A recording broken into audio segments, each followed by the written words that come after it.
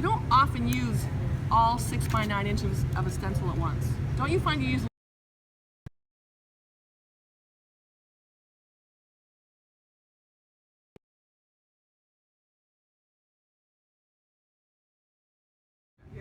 you're like, whatever, like, yeah, perfect.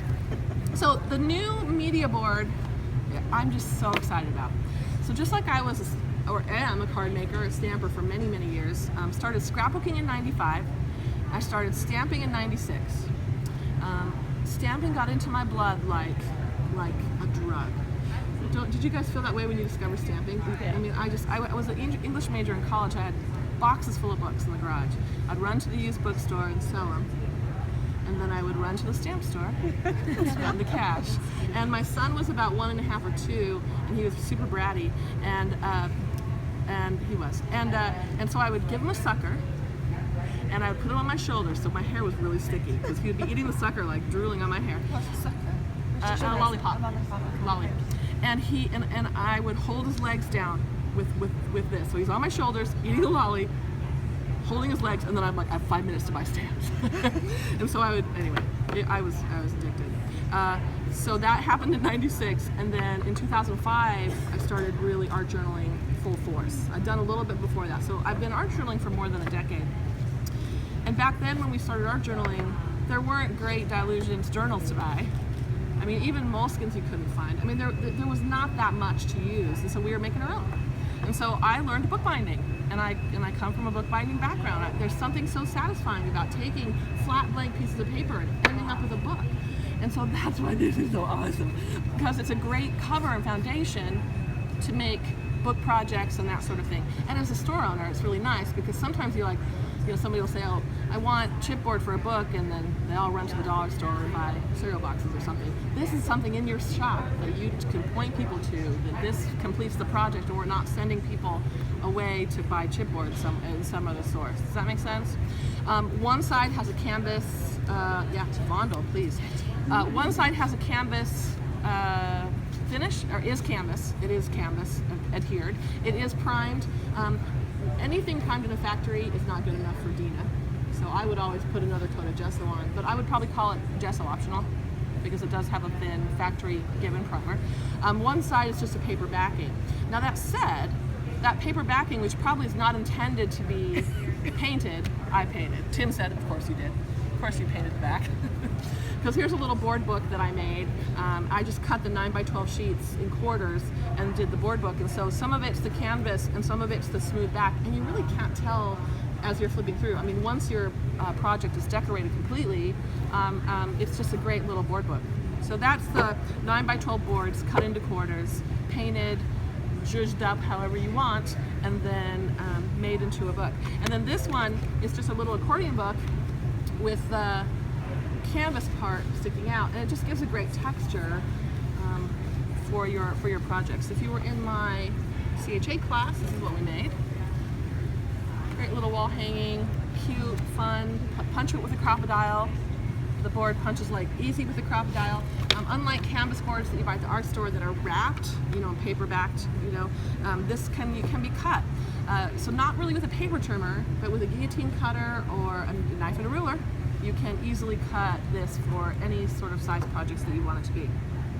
So for me, this is just like, oh, I can make all these little books, and this can be the cover, and I can do assemblage, layered pieces, and I'm just so excited about it.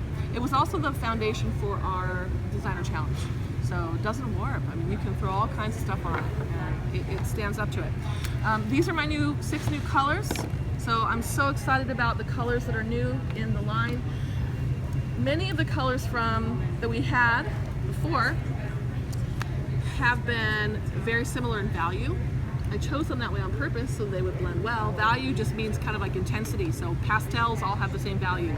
Jewel tones all have the same value. Does that make sense? So this adds more deeper values to the line, which I really think help rounds it out, and I'm just obsessed with them. And it has the great consistency that all of Dina Wakley Media paint has. It's a heavy body paint that will hold structure, but it can be thinned down to be watercolor. So look at this. An artist friend of mine from Maine made this. It came and I was like, oh my gosh, look how it looks truly like watercolor. She even did the the wet technique where you splatter it while it's wet on wet and get the texture in there. This is my acrylic. And so what I love about that is that it's my acrylic that doesn't lose pigmentation when a little bit of water. It's not going to break and end up like weird watery paint water. It's still going to look like paint, just thin and a little more transparent. So I think it's so versatile. It's the best of both worlds. It can be thick and impasto like Van Gogh, and then it can be thin like watercolor. And I mean, how versatile is that? I mean, so versatile. I love this too. So I told her she's never getting rid of me. She's going to help me all the time.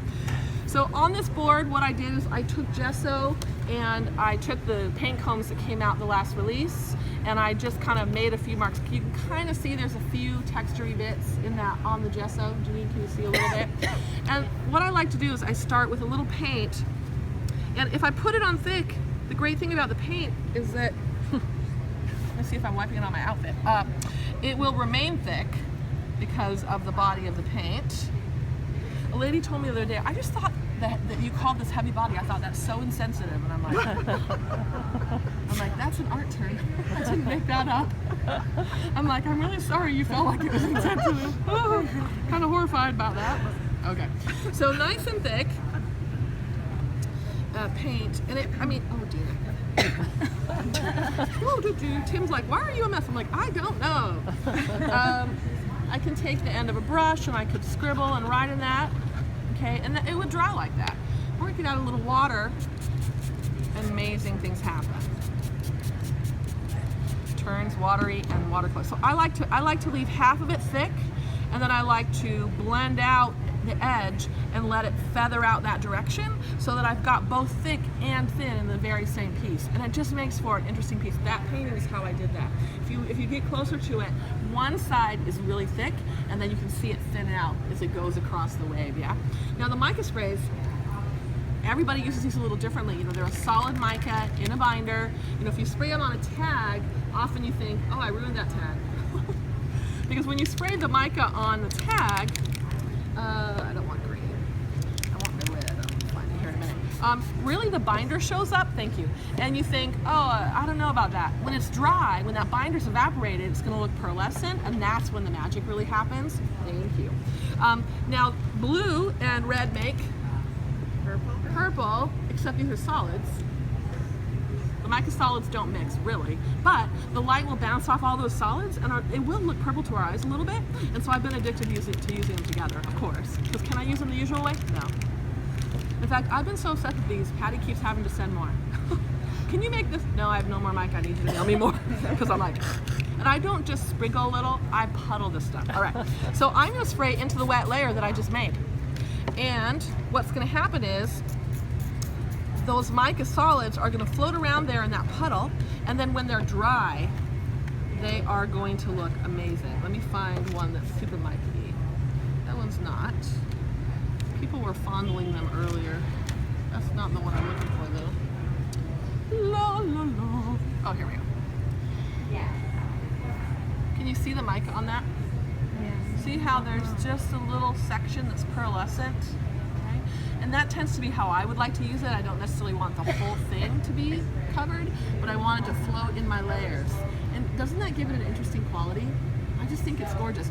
And you can see the texture of the gesso poking through, because as soon as I wet my paint, it's going to roll away from anything high. So all the gesso that is textured and high, it will roll away from. And so it's going to pop out. That makes sense? There's a price to pay for that. That price is time. Now it has to dry. People always say, how long does your paint take to dry? And I always say, where do you live? And how's your relative humidity? And how, you know, do you leave your fan on? And I don't know. It takes what it takes. I'm not a big believer in heating my paint with a heat tool. Acrylic paint is plastic, and you know, yeah, it'll bubble and release a few fumes. So probably not, just let it air dry. While one thing is dry, move to something else, start stamping. You know, if that's gonna be my background, I'd move and I would start stamping and coloring for my focal point. That makes sense? So in a class, I do the same thing. I'll have people make wet backgrounds, we set them aside, and then we work on the focal points or other elements of the project. Because if I hear a heat tool, I'm like, who's heating something? Turn it on. Heat tools are wonderful for ink, but they're not the best for my thank you. Now No, she distracted me. Control's not the best. Yeah. Good stuff there. So I did the mica. Oh, the ink pad. These are the new ink pads. Where's the one that has the real label on it? Here we go. This is my prototype pad. So these are new for all of us. I'm sure everybody's talked about their ink pad, right? So the colors that I chose are Tangerine, Ruby, Ocean, and Night. Hallelujah, the angels sing. So Night is my favorite neutral. You might say, why would Night be a neutral? It's navy blue. I'm going to write an essay called Why Dina Believes Blue is a Neutral. Because your jeans are blue. What shirt matches your jeans? Everything. Everything. The sky's blue. What looks good against the sky? Everything. I really do think I could make an argument that blue is a neutral. I really do. And so Night is my most used dark neutrals. My first paint line first came out. I didn't even have black paint in the line because I use Night. Night is the dark color of choice for me. It's a little less harsh than black. And so I had to have Night ink. And it just gives you kind of a different little look if you stamp with the Night. It's just, it's just fun. It's the new black. Night is the new black. So super excited about this as well. You can see that incorporating in many ways. And of course, archival ink's the best. It works on acrylic. So, it's a little oily, dries on acrylic, permanent on acrylic. People say, how are you stamping on that? Archival. You don't need any other ink. Archival's, well, you do need distress for regular paper, but archival on acrylic is what you need. It's absolutely wonderful. Anyone have questions about any of the things I've talked about?